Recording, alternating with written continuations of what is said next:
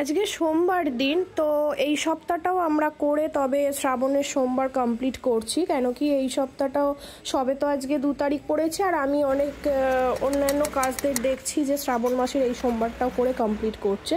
সেই হিসাবে আমরাও তার অন্যথা করিনি, আর তার ওপর আবার আজকে একটা ভালো পূর্ণিমাও আছে, সেই জন্য আরও করছি।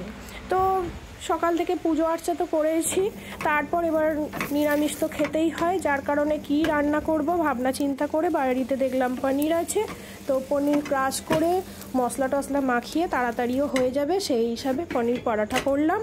আর তার সাথে এই দই দিয়ে, পেঁয়াজ তো দেওয়া যাবে না, যার কারণে দই আর শসা দিয়ে মশলা দিয়ে একটু রায়তা বানিয়ে ফেললাম। তো খাওয়াটা খারাপ হয় না, ধনে পাতাটা অবশ্য ছিল না। যাই হোক, পনির পরাঠার রায়তা। তবে দেখি বর অফিস থেকে ফেরার সময় আমাদের সামনেই মন্দিরে ভোগ দেওয়া হচ্ছিল, সেই ভোগও এনেছে। আমি খিচুড়িটা বা পায়েসটা খাওয়ার জন্য দোনোমনো করছিলাম যে খাওয়া যাবে কি না। তো অনেকের মুখে শুনলাম ঠাকুরের যখন প্রসাদ, তো ভগবান যেই ভগবানের উদ্দেশ্যে করছো, তো সেই ভগবান যদি নিজে খেয়ে থাকে তো তোমাদের দোষ কোথায়। তো সেই হিসাবে এই যে বরকে দিয়েও দিয়েছি, অফিস থেকে ফিরে ফ্রেশ হয়ে ঠাকুরের ভোগ আর ডিনার একসাথে নিয়ে বসে পড়েছি।